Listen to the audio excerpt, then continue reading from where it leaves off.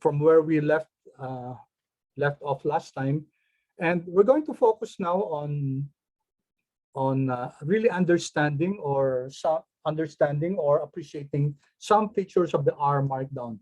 I'm going to share with you a really beautiful reference, a very good reference on R Markdown, written by Yi-Hu, Allaire, and Grolmund.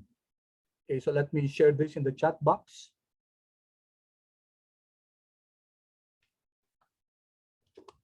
Okay, kindly open this, because this is important. This is it's important that you read at least portions of this, not necessarily all, because we're not going to use everything here. There are 19 chapters here, and some of the chapters here are maybe you can use it in the future, but not for this term, not for this class. But remember, guys, that your output, it's required that your output in this subject is generated in an R notebook, or R Markdown and R notebook. Okay, so this is very important. So may I request you to open this, and kindly open already the R file, the RMD file that I shared with you. Okay, so let's take a look at this quickly. Let's go through some of the items here. Okay, so what's the structure of this book? Let me pause for a while. Do you have this already, guys? Paki-chat naman, please, if you have, if you're able to open.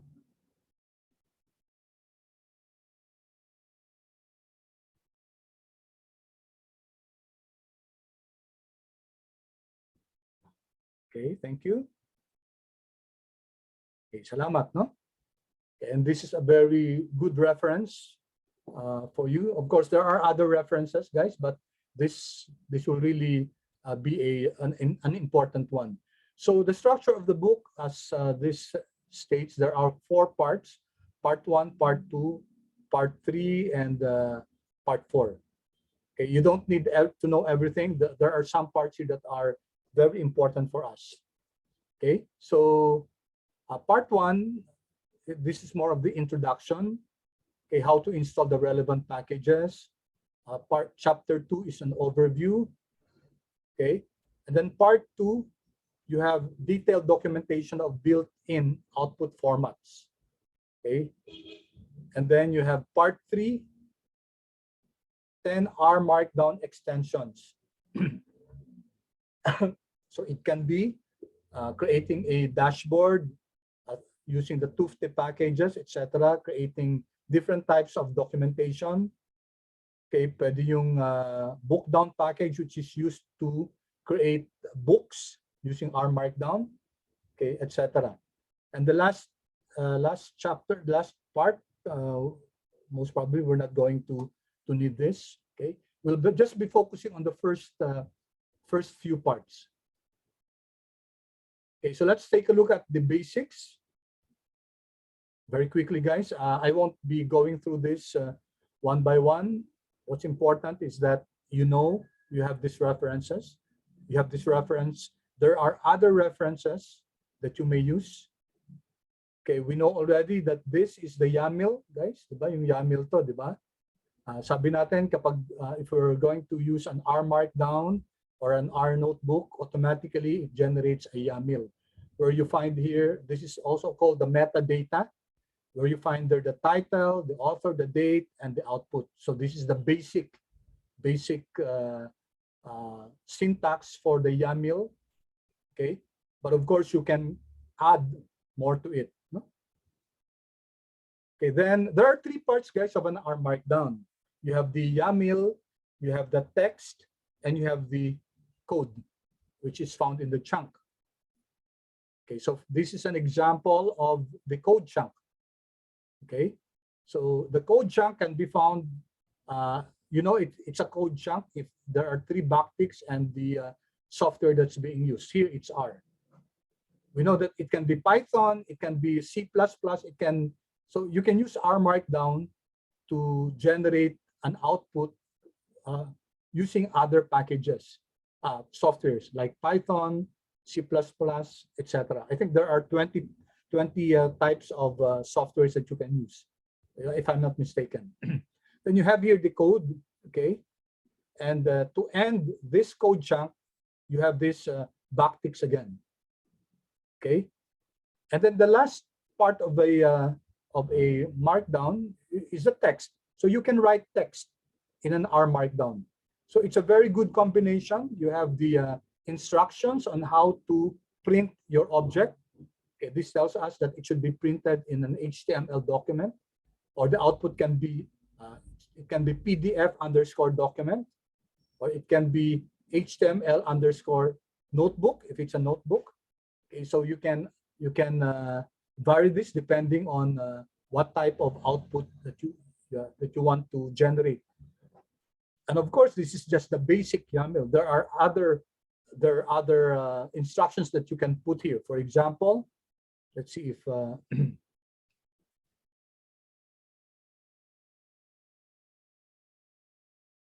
okay, so okay, this, guys, by the way, let me go through this.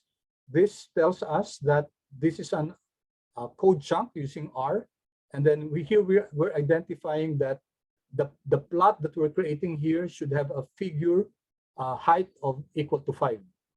Okay, so you can do that. So this is an example of an R markdown. You have here the YAML. This is the text. This is the code. Okay. And if we render this, guys, if we render this, if we knit this, this will be the result. So here is the title, Hello R Markdown, and then the writer, it's awesome me and the date, and then this is being generated in an HTML. Okay, you see by question yata. Okay, yung attendance mamaya na lang. Okay, and then you notice, guys, that when you print this, you can have here the code, no? You can have here the code and then the output. So this is one thing that distinguishes an R markdown or an R notebook from an ordinary Word file, because you can generate your report in a Word file. You can type the text, of course. You can copy the code, but it's a static code. It will not run. But in an R markdown, it can run, and the output can be generated below the code. If you're going to use, for example, any other word processor like Word, okay, then you will just have to copy paste this and then put it there. But it's all static. Okay, it cannot be a dynamic because you cannot link that to an R to R Studio. Okay, so this is just I think this is a reference. Okay, some references there, and then here's some references. Okay, so this is just a brief basics.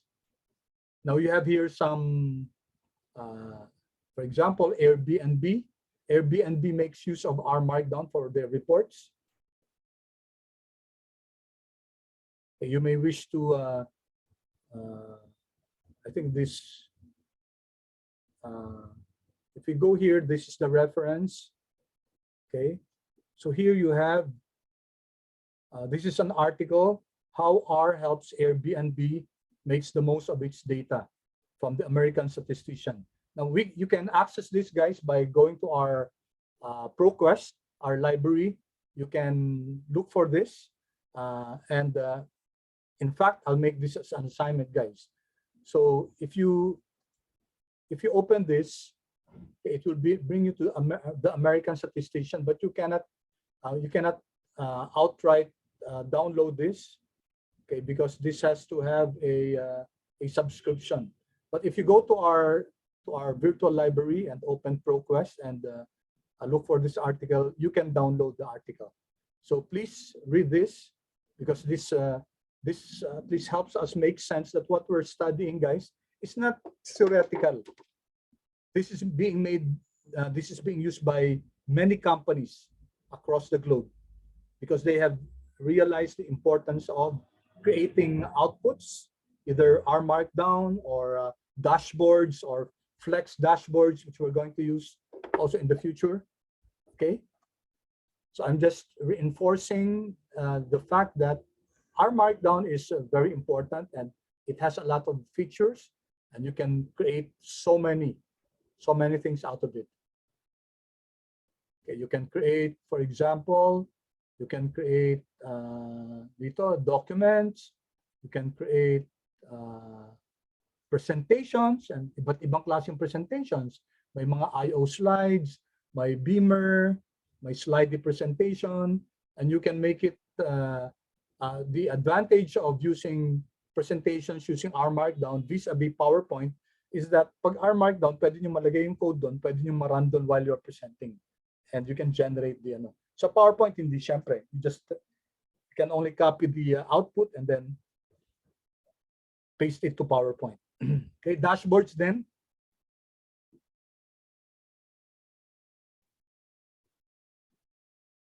We can generate dashboards, guys, out of an R Markdown. Maybe we'll have an example about this. You can use the Shiny, you can use the Flex dashboards. Here you can use handouts. Okay, so may mga side notes, references, etc. Pwede tayong gumawa ng then also the Zaringen presentations. Okay, so maraming tayong magagawa, guys, out of an R Markdown.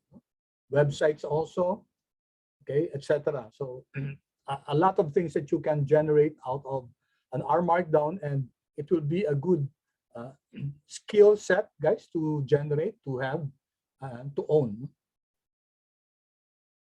All right, so you can also write journal articles. Ito yung sinasabi kong, let's see this dashboards at ILU.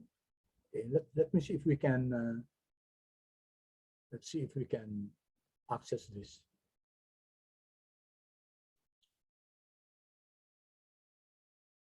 German, okay.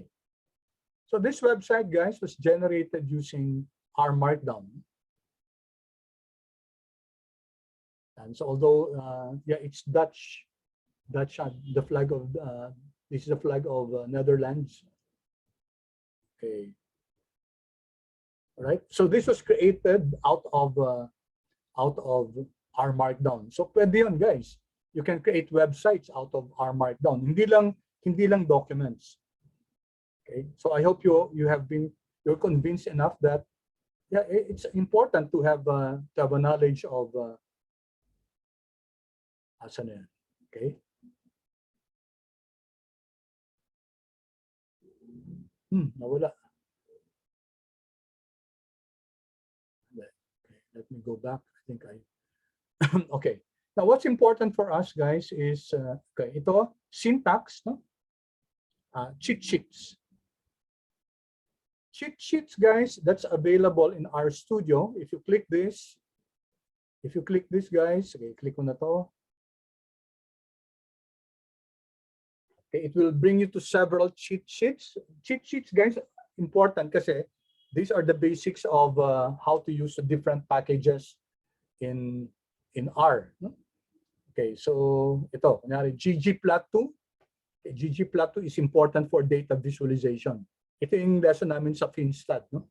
How to plot data, how to generate very wonderful plots. No? If you want to study that, guys, hindi kasi natin lesson dito yan, no? So you can, there are many tutorials about ggplot2. This will enhance the power of data visualization for you. So you can download the cheat sheet for that. Dplyr, also, this is also in FINTSAR. We're studying this. This is for data transformation. Okay, you have data, for example, and if you want only to get row 5 up to row 10 of that data and columns 3 to 5, you can use Dplyr. You can clean that data. You can make mathematical computations. So very powerful, guys. Very powerful package yung Dplyr. Okay, tidyr also. This is also used for just like Dplyr. Okay, and this one for importing data. Okay, yung read R, read Excel. Okay, may cheat sheet din yan. Okay, and other packages, guys. Tapos ang sa atin, yung R Markdown. No? So you can download this. Pag click download, you can download that, and then it will give you. Let's see if I have it. Let me open the. Okay, ito yung R Markdown, guys. No? R Markdown. It tells you in a graphical format yung yung codes that are needed. Okay, in R Markdown. For example, how do you write? Okay, header 1. Tingnan nyo to, guys, no? Isang hashtag. Okay, pause muna ako. Ano niyo na ba na access niyo yung R Markdown? Sorry, I might be going too fast, no? Please access first the cheat sheet. Although I already posted this in our Canvas, but okay lang din na alam nyo kung saan i-download siya. Okay, thank you, David. The others, guys, na may access na ba kayo dito? Nakita nyo na?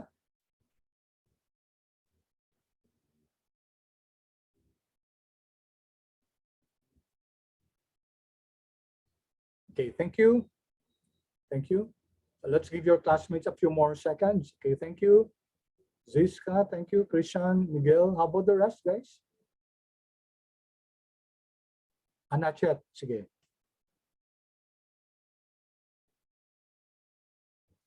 Ma-access nyo siya, guys, dito sa ano natin, sa reference natin, ito, no? Yung the definitive guide dito sa my 2.3 cheat sheet. And then when you, this is, ito guys nga pala, itong book na to, this was created out of R Markdown and with the book down package. Okay, R Markdown plus the other packages, kasama yung book down. This is the result, no?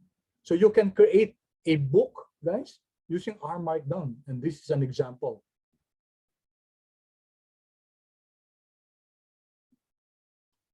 Okay, so I hope you were able to. Ito, no? So if you're writing, for example, in R Markdown, if you put this this pound sign, this will appear this way pag ninit natin siya, no? Yung dalawa, ito header 2 hanggang 6, no? So these are 4 headings hanggang level 6. Hindi naman usually tayo umaabot ng 6 levels. So in your report, guys, I expect you to have this. Okay, as your, tas pwedeng i-number yan, pwedeng lagyan ng number, no? Yes, David, yes? Sir, ano yan? Sa chunk ilalagay yan? Ito type yung header. Hindi. Ito, guys, sa text to, sa text. So if we open this, no? Kunyari, dito sa file natin, okay. Right? Did I give you the same file, guys? Ito, introduction to R Markdown. Is it there? Paki-check nga, please. Have you opened the file that I shared with you? Yung sa 1.8 natin? Yes, sir. Okay. You have this in line row 14? Opo. Yan, okay. So ito, no? Thank you, David, for your question. It's not inside the code, no? Hindi code siya. It's outside. It's in the text. Remember, tatlong parts ang R Markdown or Rnotebook, di ba? Tatlong parts siya. The first one is the YAML, ito. Okay, if you take a look at this, may mga instructions yan. Ito, nakalagay, table of contents, true. Table of contents, flat, true. Tapos pwede natin lagyan, for example, hindi pala flat, float. Mali yung spelling ko. Kaya siguro hindi nag-run to kanina. Mamaya, later I'll explain this. So this is the YAML portion or the metadata. So this gives instructions on how to generate the output. So we know that this is the YAML because you have 3 dash here and then 3 dash below.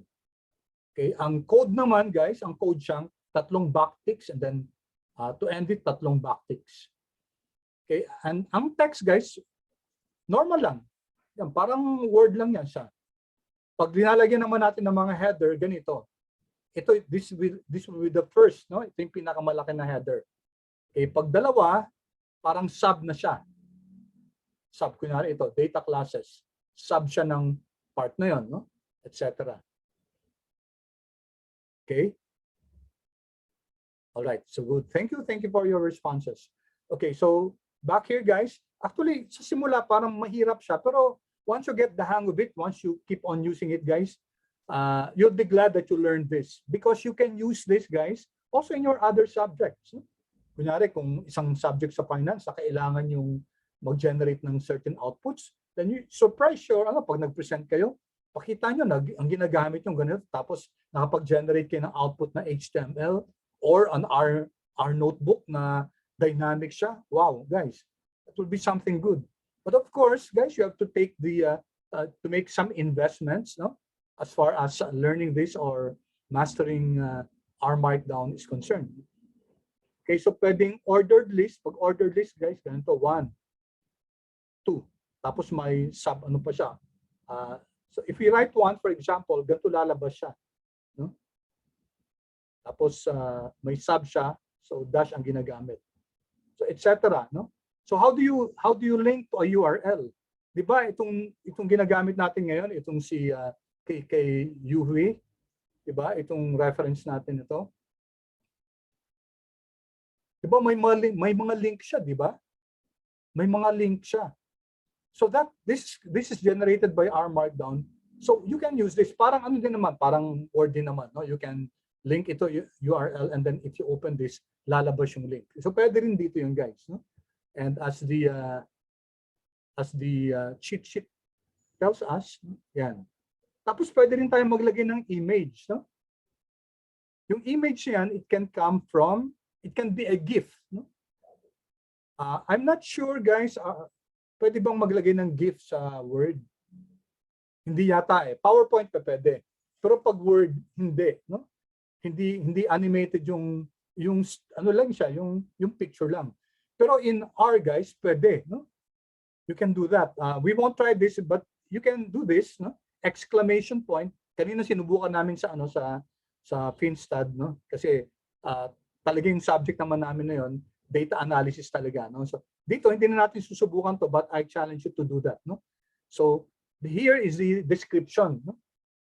Description, tapos pwede niyo ilagay yung image mismo. Pwedeng as a file siya, no? So kunyari nasa machine nyo, yung file mismo. So pwede niyo ilagay dito kung ano yung link niya, tapos lalabas yung ano na to, this image, no? This PNG. Or as I said, it can be a GIF, no? It can be a GIF file. So animated din yun, yung lalabas sa R Markdown. R Markdown or R Notebook. Animated siya. Kung i-render na natin HTML, gagalaw siya. Okay? Right. So a lot of things that we can do, guys, with this. Okay. So try to look at this, guys. Ito yung sinasabi natin, output, no? Can be an HTML document, PDF document. Okay. Pero yung PDF, guys, kailangan pang mag-latex pa to. Kailangan i-install tayo ng ng software, TinyTech or yung MacTech, no?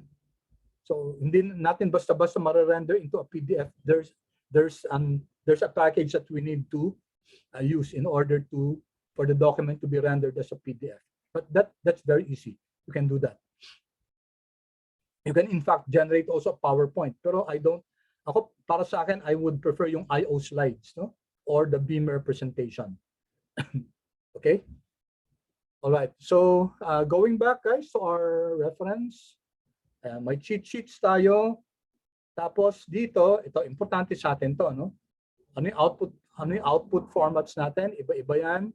Okay, pwedeng Beamer presentation, slide presentation, PowerPoint, dito yung HTML document. Okay?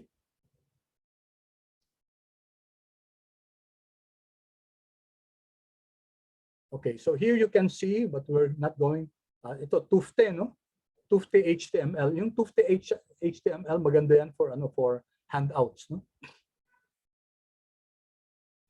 Okay, so here's another example of an output, no? A table of contents. Tapos may SVG siya dito, no? Character strings in YAML often do not require the quotes, okay? Unless they contain special characters such as the colon. If you're not sure if a string should be quoted or not, then you can use this, no? Okay, so but we'll not go into that. Mga ano na to, mga specifics na to, no? Okay, so it tells us, guys, na the YAML is very, very flexible. Depende dun sa requirement nyo, pwede nyong i-adjust yung YAML. Okay, syempre, pag nag-create tayo, kunyari ng Rnotebook, may default siya. Pero yung basic lang. But you can, of course, you can incorporate other codes there that will where you want the output to depending on the type of output that you want. Okay, inline formatting, ito guys. Ito, importante ito. No? Inline formatting, pag gusto yung italics guys or underscores, ito gagamitin. Underscore text or asterisk text.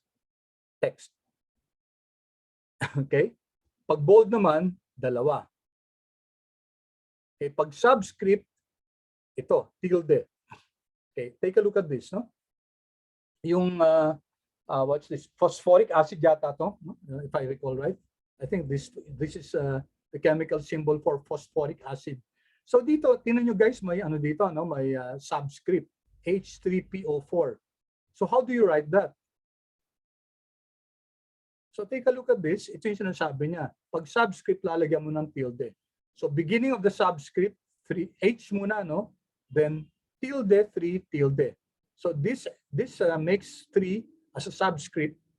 Tapos P ulit, normal na, no?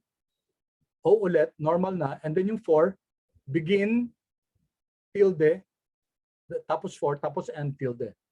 Okay, so you can do that, guys, no? So lalo na pag kaya nga yung R Markdown, guys, it can be used sa sa mga scientific circles. Physics, chemistry, mathematics, biology, gamit na gamit to, no? So I've seen many books written that's in the online siya, no, provided available to the public. Books in biology, books in chemistry. Ano ginamit na R Markdown. Hindi Word, guys. Tapos ang kagandahan sa kanya, dynamic siya. Pwede mong tapos pwede mong ma-download 'yon. Tapos ando doon yung mga code chunk din. So that's what we mean by reproducible. If you're going to share this with somebody, okay? Tapos ibigay mo isama mo yung code chunk. Pag notebook kasi kasama automatically yung code chunk. Tapos kunyari ibigay mo rin yung mga data files. Mararan niya 'yon, no? Mafa-follow along niya yung codes. Okay? That's why, for example, later on, pag nag-project na kayo, kasi you have the option to use G Drive. No? So G Drive, you can use G-Docs. Ang advantage yun, you can edit. All of you who have access to the G Drive can edit. Kaso, hanggang text lang kayo dun sa pag-edit. E paano kung kunyari may code kayong kailangan i-run doon? Hindi na pwede kasi hindi naman mag-run yung R doon eh. So what's the best way to do that? The best way to do that is use R Markdown and then i-upload yun sa isang GitHub. GitHub. Okay? So, ito na parang yung Google na to ng mga coding, no? Yung GitHub. Kasi yung GitHub, guys, it will now, doon nyo ilalagay R Markdown, for example nyo. Tapos, available na yan to the members of the GitHub kung sino man may access doon. Tapos pwede nilang pwede na sila mag-change doon. Tapos ang kagandahan pa na-document yung bawat changes na ginagawa. Okay, so yun na ngayon yung that's the way to go already, guys. And since we're in finance, importante din sa atin yun. Kasi usually when you work and then you collaborate with the team. Diba? Tapos kung ginagamit nyo yung R, may mga codes kayo doon. Kunyari ginagamit nyo, which we're going to use later, in yung quant mode, no? Where you're downloading stock prices.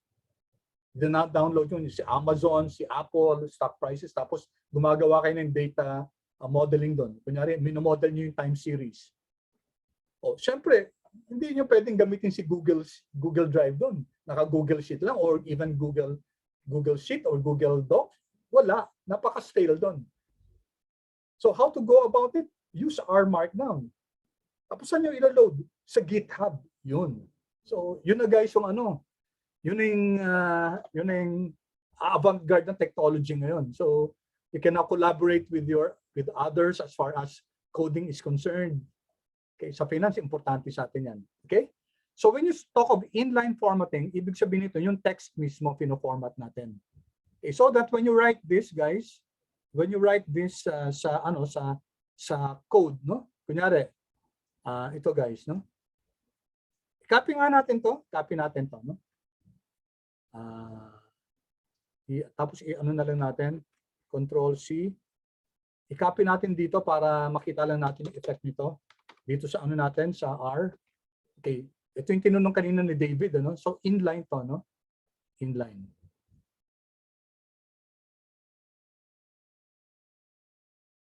Okay, so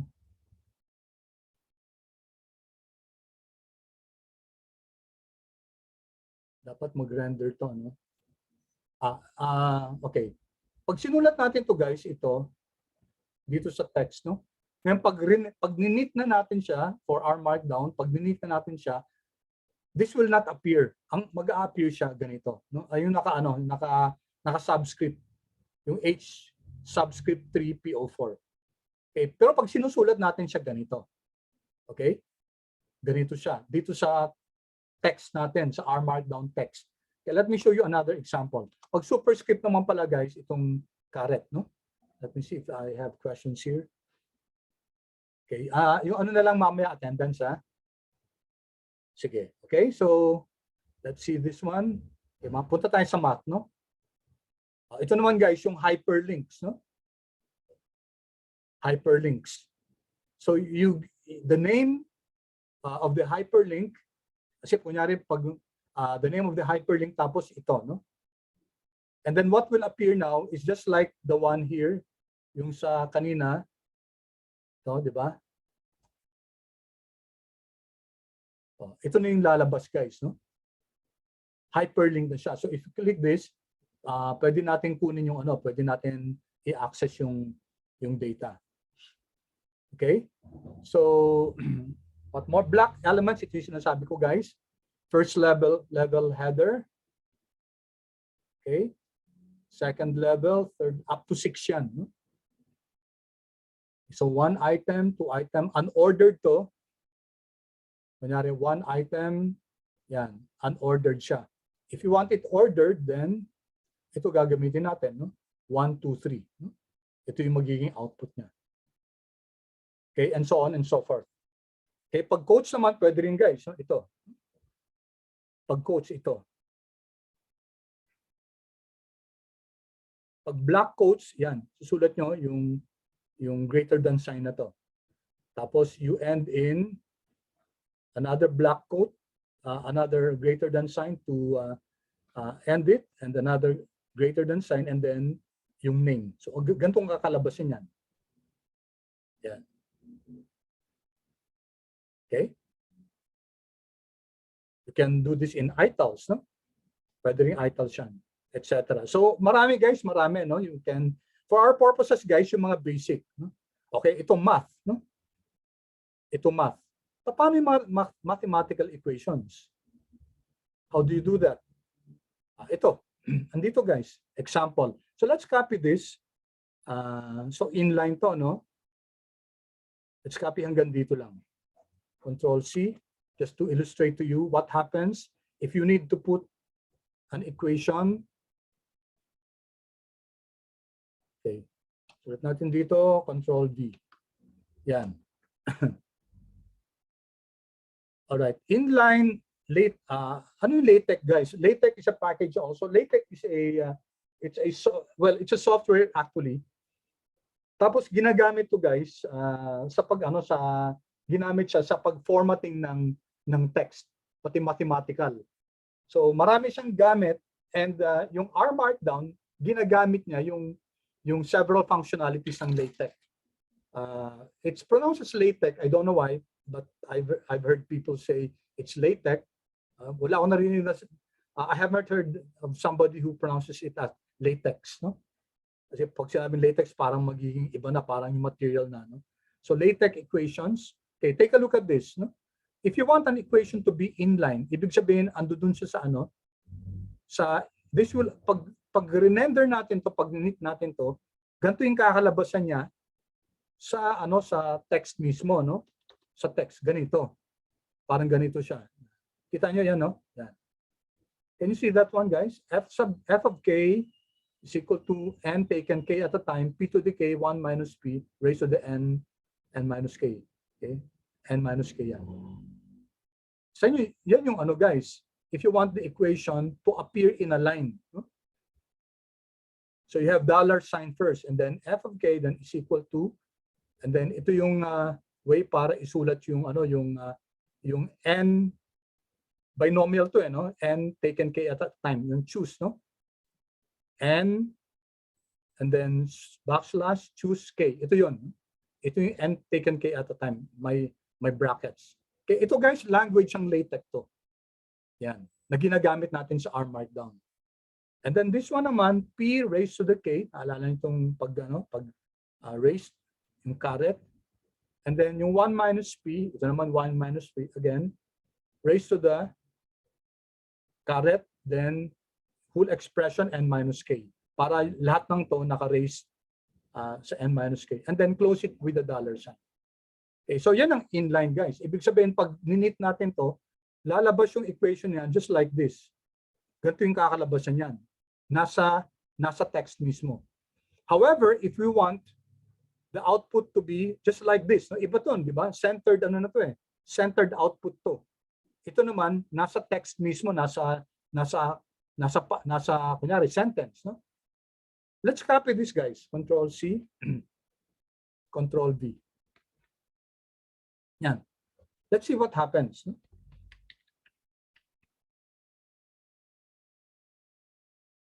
Okay, yan. Tingnan nyo, no? See the difference, guys? Ito, $sign.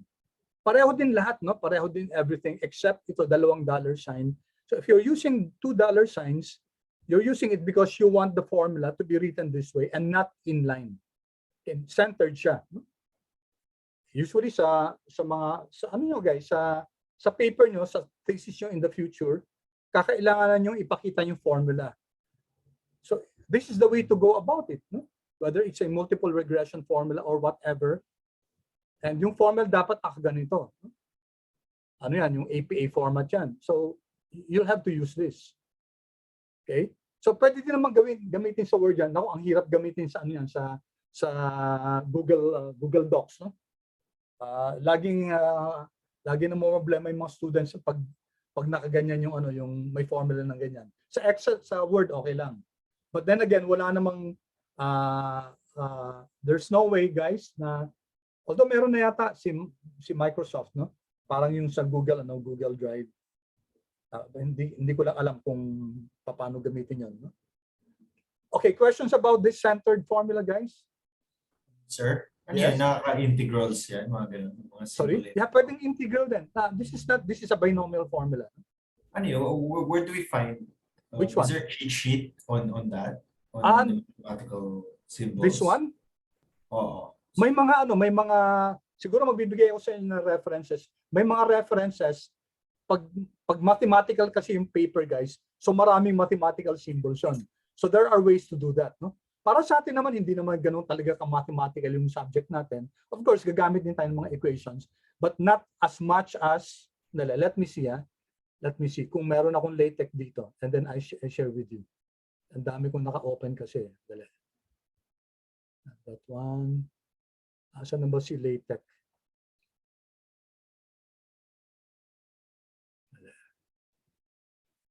Kung hindi ko makita dito, guys, I'll share with you.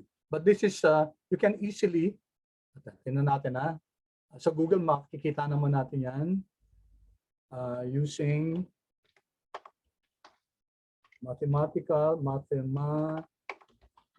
equations in R Markdown.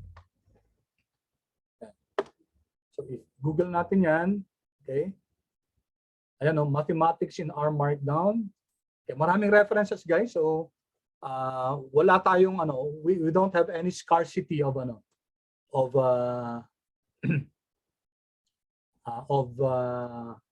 form of example to, guys, no? Mathematical notation. So if you want inline to, di ba? X is equal to Y. So ibig sabihin this will appear in your sentence, no? So mathematics in R Markdown. Okay. Okay, so if it's inline, just use $1 sign. And for displayed equation or centered equation, use $2 sign. Okay, now do not leave a space between the dollar sign and your mathematical equation. For example, example, dollar sign and then backslash sum underscore n is equal to 1. So this one, guys, this one is how to write summation. Ayan. Yung backslash sign underscore n is equal to 1. Tapos hanggang 10 pala, sorry. N is equal to 1, may bracket siya, and then caret 10. Okay, that's how you will write summation ng n is equal to 1 hanggang 10, and then kasama yung n squared, and then you close the dollar sign. Notice wala siyang space, no? Okay, and if it's to be rendered as centered, no? Double dollar sign lang. Okay? So sabi nga natin dito, in latex ang ginagamit, galing sa latex to, no? So marami pong iba, guys, ang dami kasi alam naman natin na so ayan yung sinasabi, sino kanina nagtanong? David, ikaw ba yan? Yes po, sir. Yan, integral. If you want to create an integral sign, ito, no? Ayan. So you don't have to reinvent the wheel, guys, kasi ang dami na namang references. Pag Greek letters, sa econometrics, guys, sa linear regression, usually gumagamit tayo ng, kunyari, sa error term, epsilon. So how do you write epsilon? Ito. You know? Pag inline, no? Backslash epsilon. Okay, ang kakalabasan yan, guys. Bakit mali ito? Ito pala. Ito. Okay. Epsilon, or there's another form ng epsilon, yung ang pag-code sa kanya, var. This is the variant of the epsilon. Ito. Okay, alpha, ito. If you want to generate the Greek alphabet, alpha, hindi ka, unlike sa Word, mag-i-insert ka, hahanapin mo kung asan yung insert yung, ano yun, yung letter na yon. Dito sa, sa R, dollar sign, if you want it inline, no, dollar sign, then backward slash alpha, okay, and then close. Okay, pakita ko ulit. Another example, guys, no? So I'll make it $2 sign and then backslash alpha and then $2 sign. Okay, di ba, guys? Kita nyo, no? Yan. Okay, kunya gagawa tayo ng equation. Alpha is equal to and then alpha is equal to, example lang to, no? Backslash beta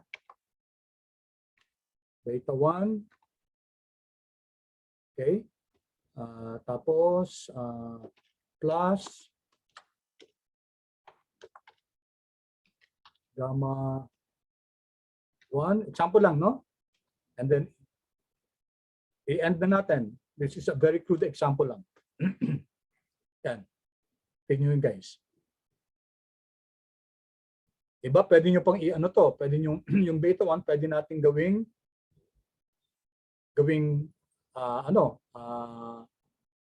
subscript. Okay? Naalala niyo pag subscript nito? Tilde, di ba? Wait, hindi yata tilde, no? Hindi ko maalala.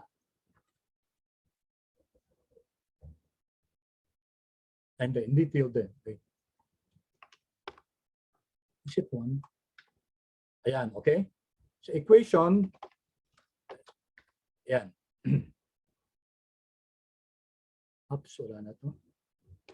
Okay, so these are equation, centered equation. So we can generate equations, guys, no?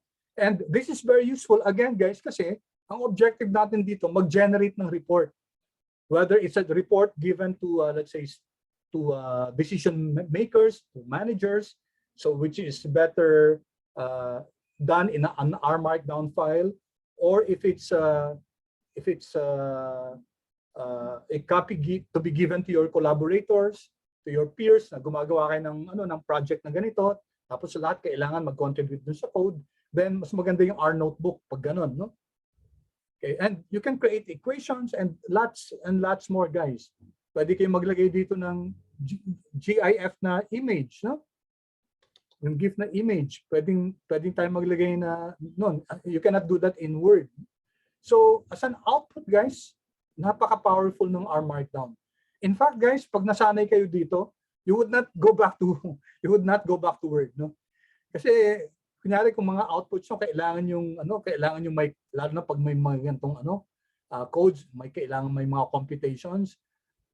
It's very convenient really to use R Markdown. Okay, so I hope you're encouraged to really imbibe the skills.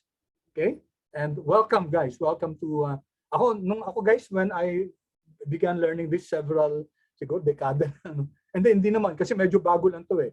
So, several years ago, guys, I really saw the advantage of this, and from then on, guys, as much as possible, kung talagang pwede kong gamitin ng gagamitin ko siya, no? Gagamitin ko talaga. Yun ang first option ko. Okay, and of course, ito guys, pag sinabing naka-align siya, tingnan nyo to, no? Begin and end, no?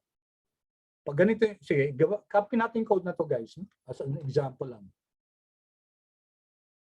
Okay, so if this is our code, yan.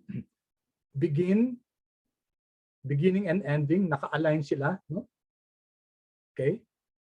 Align and then asterisk. So A and is equal to B. Okay, and the next line to, no? Yung double dash na yan, next line na yan. Okay, let's see what this will result into.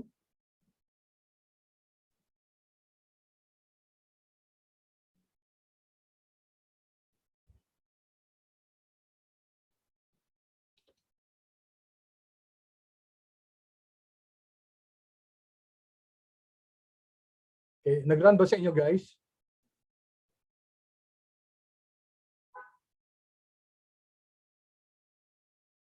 Tama ba yung pag-copy ko?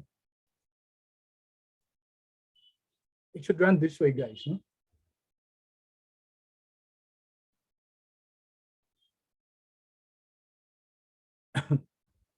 Did it run guys sa inyo? Nag-ano ba ng centered output?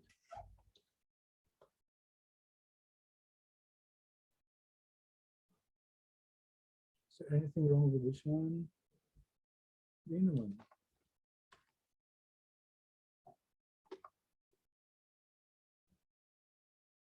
Sometimes guys, when you're copying, let's say codes, no? Tapos minsan kailangan i-check niyo yung mga punctuations kasi minsan baka may mali siya eh. Okay, chat nga please, nag-run ba sa inyo? Okay, not. Bakit kaya, no? Okay, anyway, sige.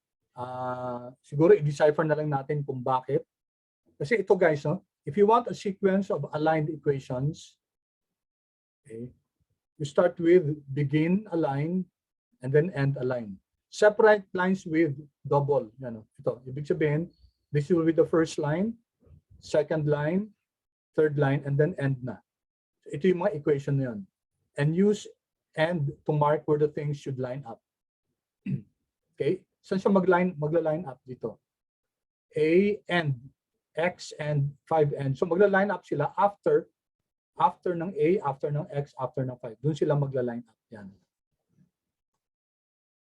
Okay, now I don't know why it's not running. Okay, tingnan na lang natin dito guys, no? So maybe there's okay, sandali. Baka latex to, no? The R Markdown to eh. Tama to eh. It's R Markdown. Okay, maybe we can just guys to save on time. Siguro balikan niyo na lang to, no? Tapos tingnan niyo kung bakit hindi siya nagra-run. Okay, you can explore why it's not running. Okay, so let me go back guys quickly to what we were discussing. Okay, so thank you guys for the questions. No, I really appreciate those. Okay, itong boot swatch themes. Okay, this is very interesting kasi yung boot swatch themes guys, it can vary the themes, no, of how your document will look like. So maraming klaseng themes. Okay, so pwedeng ito, no? background, foreground, yung font. So this is more of the printing, kung anong klaseng font, kung anong klaseng background, kung may kulay ba siya, etc., etc., etc. Okay, para sa atin naman guys, yung simple lang, maybe choose a, syempre white background dapat tayo, tapos maybe choose a theme that best which you want, and that which is used more for for technical writing, no? Wag yung mga pang mga elaborate na mga creative arts, no? Kasi hindi natin kailangan ng ganun. Ang kailangan natin something that links to yung APA format. Okay? So ito nga pala guys, just to show you, itong rendering, this is what's done when you knit the data. Di ba last time nag-knit tayo ng data, tapos na-generate niya HTML file. So ito yon. This is the steps that's being conducted, no? So RMD file, ininit yan, no? Okay? Ininit siya into an markdown file. Kasi iba yung markdown file sa RMD file, R markdown file. Okay? Then after it's knitted to an markdown file, gagamitin yung pandoc. Pandoc is a package, no? Okay, yung pandoc ginagamit yan sa sa pag-format sa text. Okay, markdown yan pala, sorry. Tapos yung pandoc ginagamit para i-convert na either into an HTML file, PDF file, a doc file, or kung slides man yan, etc. The complete code there is R markdown, and then, okay, tingnan ito guys, double colon, and then render. Ano to? Nung ninit natin guys yung document natin, actually ito yung code na yon, no? This was the code that was used in order to render. 'Di ba? Naalala nyo guys, last time, 'di ba ninit natin to, 'di ba? Knit kasi nakaano ko, no? Knit to HTML, okay? Nung ninit natin to HTML to, actually may nag-appear dito na code, no? Yung code na yon, R markdown render, yun. Okay? So, ito yon, no? Ito. So, anong nangyari guys from R markdown, gumamit ng knit R na package, tapos kinonvert siya into an MD file, tapos gumamit ng pandoc package to convert it into the desired output kung HTML man o PDF o doc. Okay? So, lots and lots of things here guys. In fact, ito pa lang to, basic pa lang to, no? Meron ding book down, R markdown to eh. So R markdown used with book down, you can create books. So a lot has been happening as far as literate programming is concerned. Tawag dito, diba, literate programming, kasi pwede nating i-mix na yung code, yung output, yung text. Okay? So very powerful guys, very powerful. I hope guys, I have already sold to you the idea that this is a must for us, must learn for us. Okay, and nobody's preventing you guys from mastering this, kasi later on, kunyari pag nasa corporate world na kayo, and you might be tasked to generate a report na gumagamit pa kayo ng kailangan may mga statistical analysis kayo. You can make use of this guys. Kasi yung statistics and R, makikita natin guys na pag R markdown na ginagamit natin, tapos if you need to do statistical analysis, perfect combination yun. Andun na yung text, andun na yung code, andun na yung output, and you can just modify your YAML kung anong gusto nyong klaseng output ang i-generate. Perfect, no? It's a perfect combination. Okay, rather than just using a Windows, an Office document like Word or even an Excel, no? R really overpowers Excel as far as features and functionalities is concerned. Okay, and don't quote me that guys, kasi dati Excel Excel aficionado. I've been using Excel for the past 20 plus years or 25 years. So I would say that I have acquired a certain degree of let's say a bit of an expertise as far as Excel is concerned. Pero nung early 2000s, guys, nung narinig ko tong R, okay, tapos I voraciously got materials from it, no, about it, and the rest is history, guys. And hanggang ngayon, guys, no? I cannot say that I'm an expert in R. I know R, no? Pero since ang daming packages, ang daming changes na nangyayari, it's a very dynamic software, it's a dynamic tool.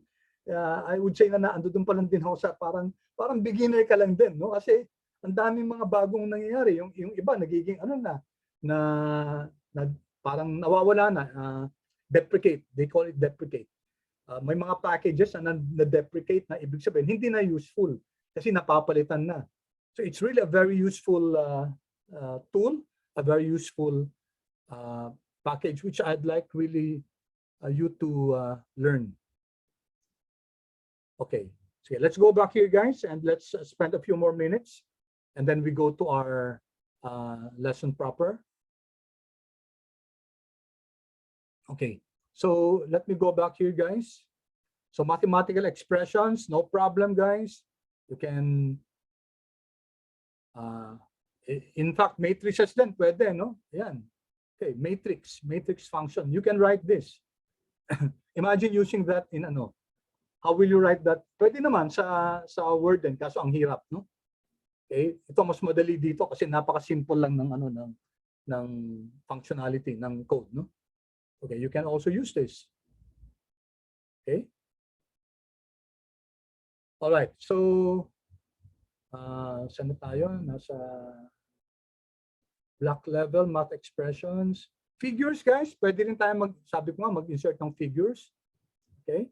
So, yung mga figures, kunyari mga plot, sa code yun, no? If you're going to plot, diba, scatter plot to ng speed at distance ng cars. Okay, so you can have here two plots at the same time. Okay, pwede rin, guys, na ano, na pwede rin figure like this, no? So this is inside a code. Wait lang, ha? Kasi if you want to include a graphic that's not generated from R code, okay. You may use the initR include graphics function, which gives you more control over the attributes. Okay.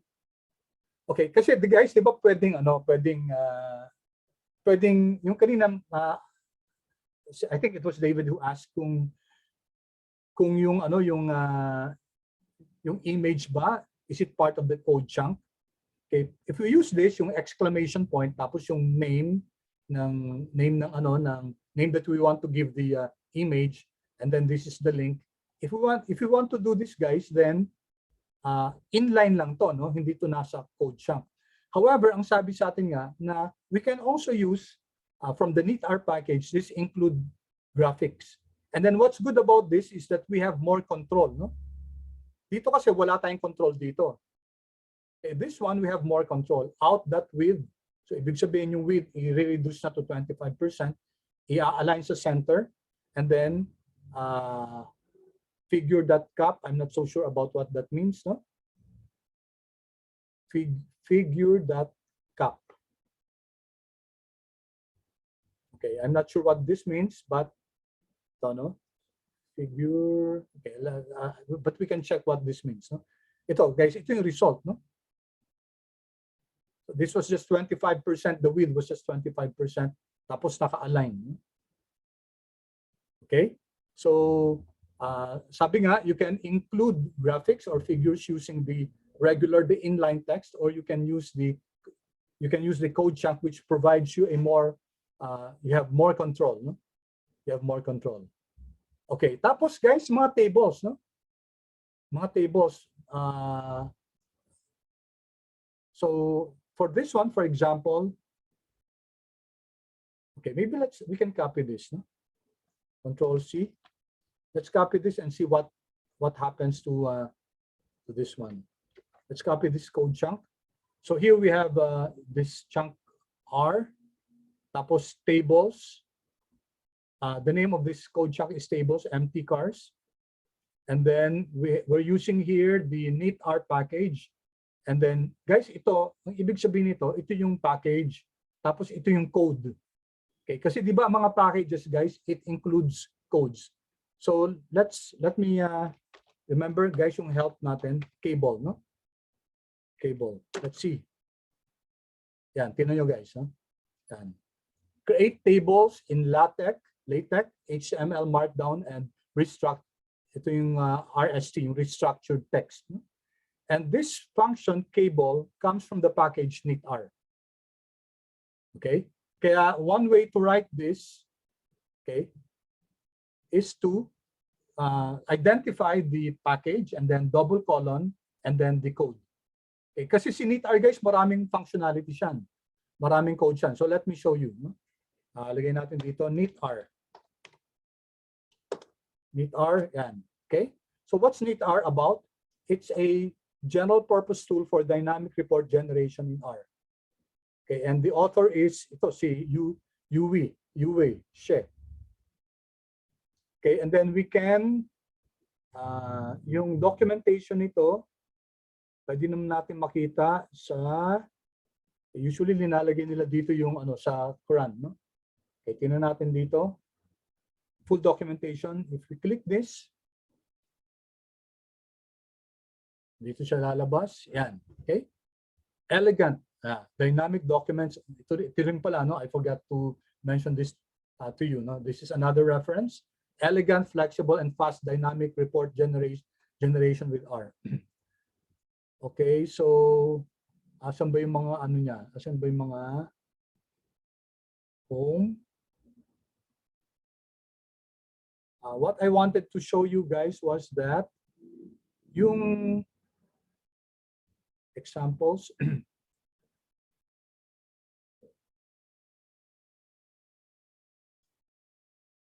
Okay, so we have here several examples which you can look into. Remember guys, knitr is an important package used in R Markdown. Saan ginagamit yung knitr? Diba? If you recall kanina yung sa cheat sheet natin, from an R Markdown file, kino-convert yung knitr na yan into a Markdown file. And then, once you have the Markdown file, ginagamit ngayon yung pandoc in order to convert it into an HTML file, PDF file, etc. So, yung ano guys, yung, let me see. Ito yung sinasabi ko sa inyo guys, GitHub repository. Okay, yan. Look at this, GitHub to guys. So this is the GitHub of Yahoo.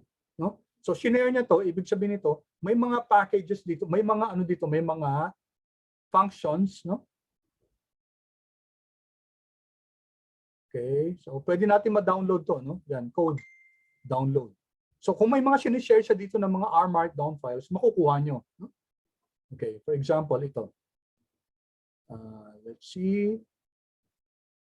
Anyway, so this is the notebook, no? This is the text, dynamic documents with R and knitr. So I know meron din siyang book down, so let me access that. Tingnan natin kung nakalink to sa ito. knitr book, yan. It's naka-sale siya. Pero alam ko meron siyang ano eh. I-check nyo lang guys kung, so this was printed by Chapman. So it's worth $38. Pero may mga ano yan guys, you can access this online. Okay, so I think I have a copy of this. Okay, anyway guys, so where am I?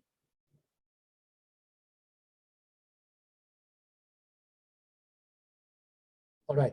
So punta na tayo dito guys sa ano sa documents, no? Documents. And then the first document guys is your HTML, no? HTML. Okay, ito yung sinasabing pandoc, no? Pandoc makes it written code. Okay, just to know what pandoc is. The syntax of Markdown, originally Markdown guys, no? Then dumating si Pandoc which greatly enhanced si Markdown. Pandoc makes it possible to convert a Markdown to different outputs. Okay, pwedeng HTML, etc. So yun ang gamit ni Pandoc. So Pandoc uses the Markdown output in order to generate the either an HTML, PDF, or a Word output. So for our purposes, guys, HTML muna tayo. So sinabi ko nga sa inyo, guys, no, ito, this is the basic, no? Title, author, date, output. Of course, you can modify that. Here, naglagay tayo ng, ng table of contents. Table of contents at dalawang depth is equal to 2. Ibig sabihin, parang Roman numeral number 1 and then letter A, no? Under Roman numeral number 1. Let me see, I think may sample ako dito, no? Okay, this is an example, guys, of an R notebook with table of contents. Tingnan yung table of contents ito, guys. Okay, it's on the left, no?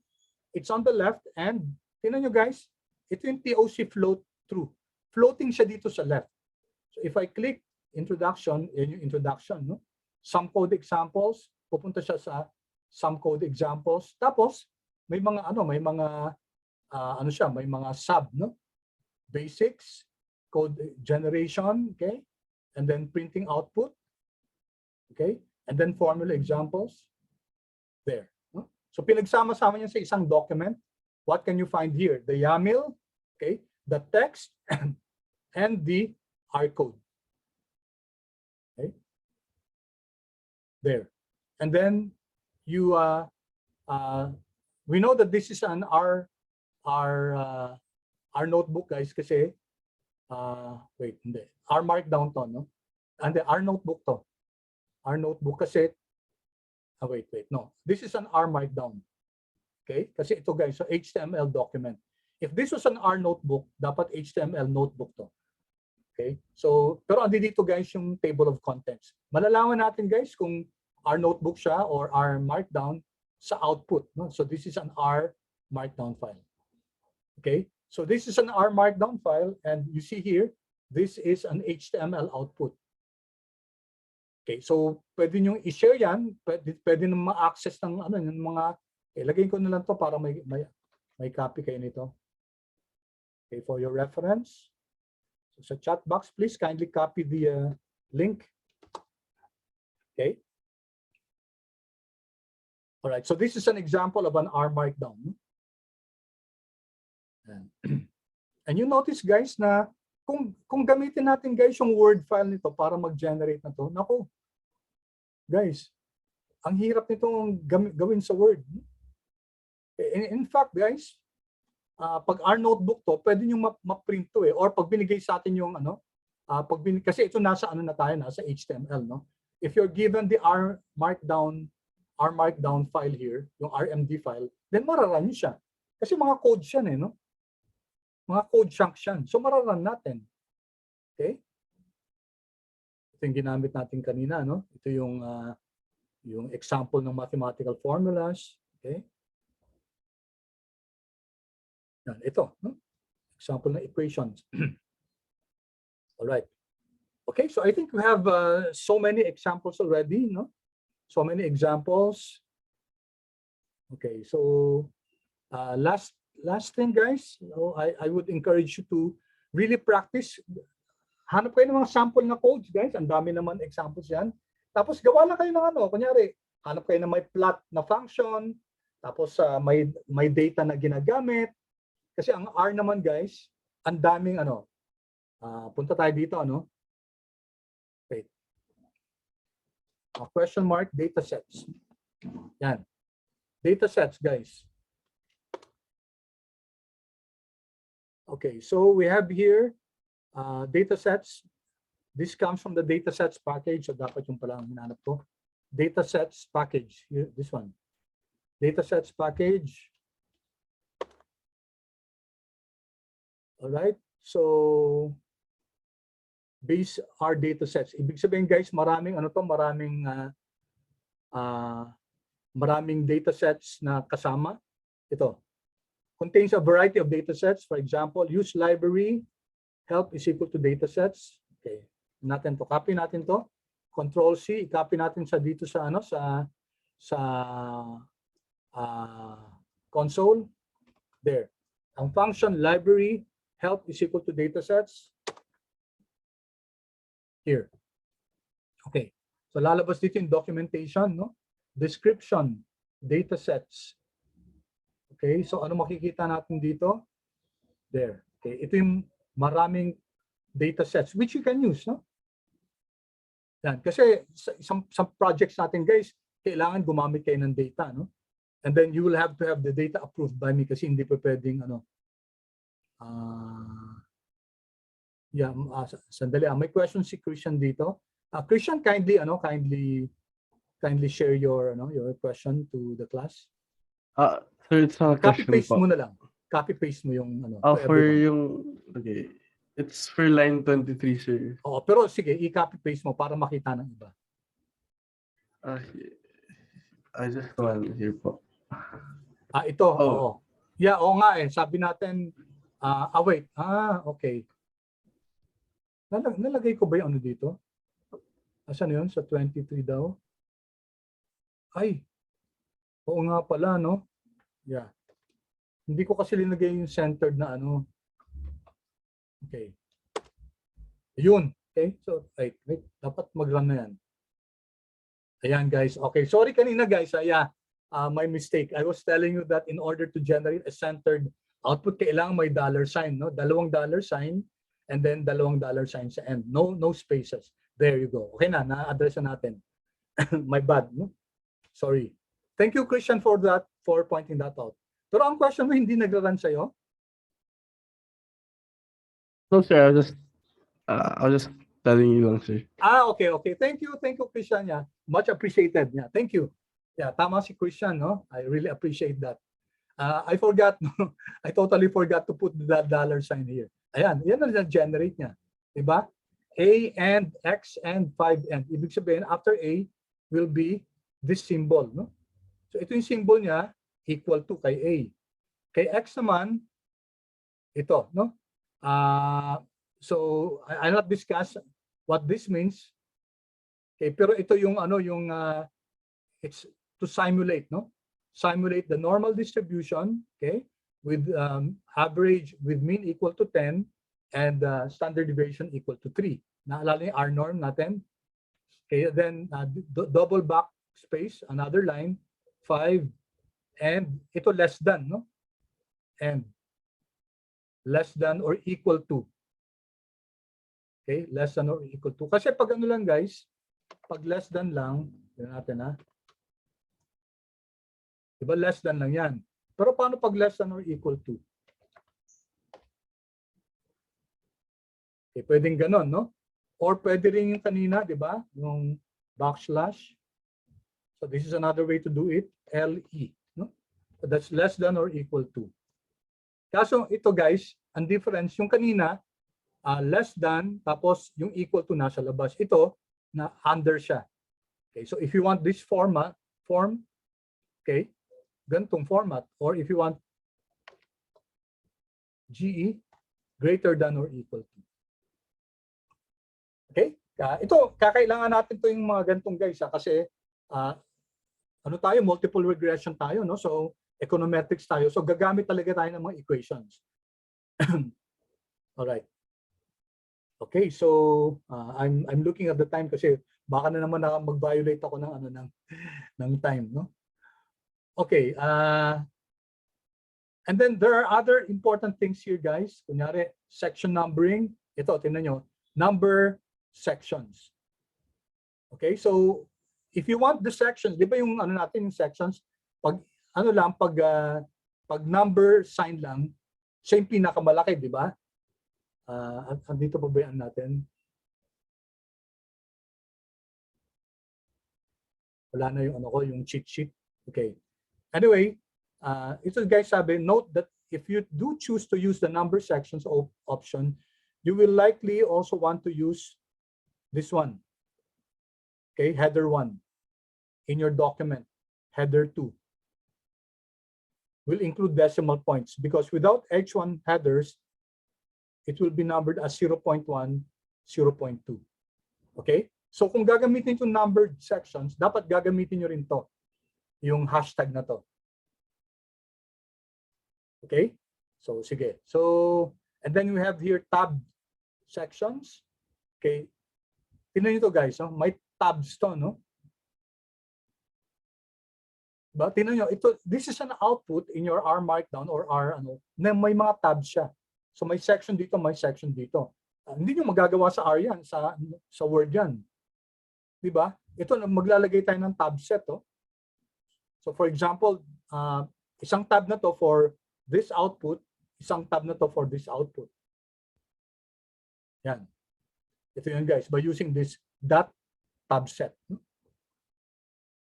Okay, so ito yung pinaka nila title, quarterly results. Tapos ito yung unang tab by product, and then ilalagay mo yung content dito. Tapos yung by region. Kaya pag tinignan natin guys yung output by product, by region. Tapos ito yung pinaka main. Alright? So you can see here guys the power of an R Markdown. And then ito yung sinasabi natin theme, my highlight, my smart. I'll leave that to you guys. Ito yung sinasabi natin na boot swatch. Dali, pakita ko rin sa inyo yung boot swatch. Tingnan nyo na lang guys and try to look at saan yung boot swatch ko. Okay. Anyway, let me link that. So these are themes, no? Okay, this is also used for tab, no? So cerulean, ganitong format. Cyborg, may itim na jet black and electrical blue, no? Boot swatch, this is good for very much powerful for dashboards, no? Pati sa mga tab outputs. Para sa atin naman, hindi naman masyado natin kailangan to kasi hindi naman talaga tayo magta-tab sa natin unless you want to do that, no? But these are the different may space lab, medyo white lang siya. Okay, for you to have an idea, no? Meron yung flatly, asan yung flatly dito? May lumen, okay, readable, optimized for legibility, etc. Okay, may Yeti. So a lot of formats, guys, no? A lot of formats that we can use.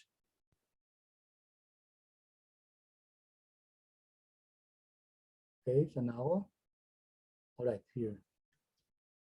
It's here. Okay, appearance and style, figure options, guys. Okay, figure options. You can write the width, the height, and then kung may caption, okay. All right, then etc. guys. So let me stop there kasi and lastly, guys, itong notebook na lang, no? Notebook. Okay, how do I know, guys, that this is a notebook? Okay, dito pa lang guys, sa natin sa RStudio makikita mo na may preview. Yung R Markdown kasi natin, neat ang nakalagay, no? Neat. Walang preview dito, no? Pag notebook na guys, before you print it, pwede nating ma-view muna dito yan. Of course, yung R Markdown, pwede rin ma-view muna. Pero ang main difference is that dito naka-preview kaagad siya, no? Okay, tingnan natin examples dito. And again guys, dito sinasabi natin na sa R Notebook makikita natin yung yung code chunk at saka below it the output. Okay? Sa R Markdown kasi hindi naman natin pag in-output natin sa sa HTML, hindi na available yung hindi na available yung ma-access natin yung code, no? Unless ibibigay mo yung R Markdown code. Okay, so I leave you guys to read through this. Importante sa atin to kasi ito guys yung natin. Ito yung ultimately ito yung isa-submit nyo on the R Notebook itself. Okay, may mga samples naman dyan. Okay, so notebook format, etc. Konti, maliit lang naman yung section ng R Notebook kasi medyo bago lang yung R Notebook. Dati talaga R Markdown lang. Okay, so the rest guys, I leave it to you kung gusto niyo malaman kung paano mag-generate ng PDF. So aralin niyo to, mag-generate ng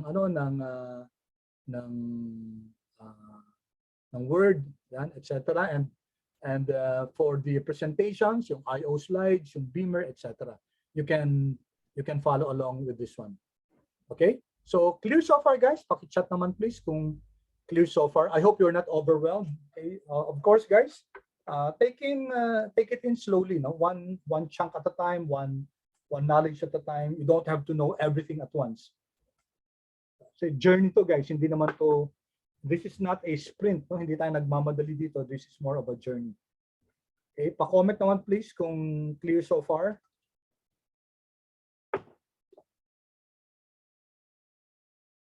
Okay, thank you, David. Thank you, Richmond. Alistair, Z, how about the rest, guys? And thank you. Salamat, guys.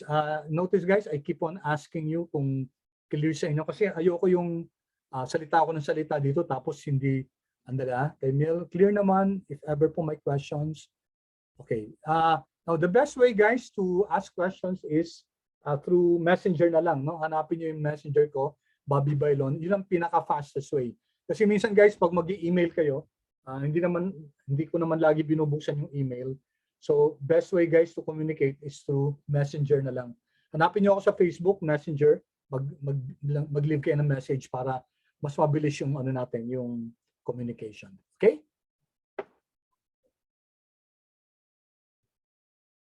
All right. Okay, thank you. Okay, so back na tayo, guys. Ano natin? Let's go back to our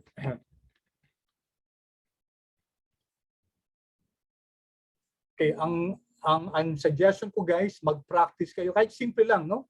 Simple text lang, gawa kayo kunyari ng 2 levels, 3 levels na ano na 3 levels na 2 levels, 3 levels na note na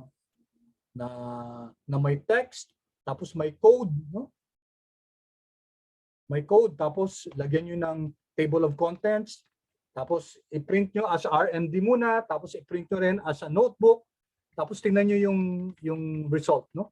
Para at least meron kayong working knowledge, no? Okay, kasi di ba sabi natin, guys, yun ang magiging required output natin dito sa subject ito. Okay. So we have 15 time na pala yan na naman ako. Ay, akala ko ano. Sorry, akala ko okay, let me stop recording now. Okay, stop recording.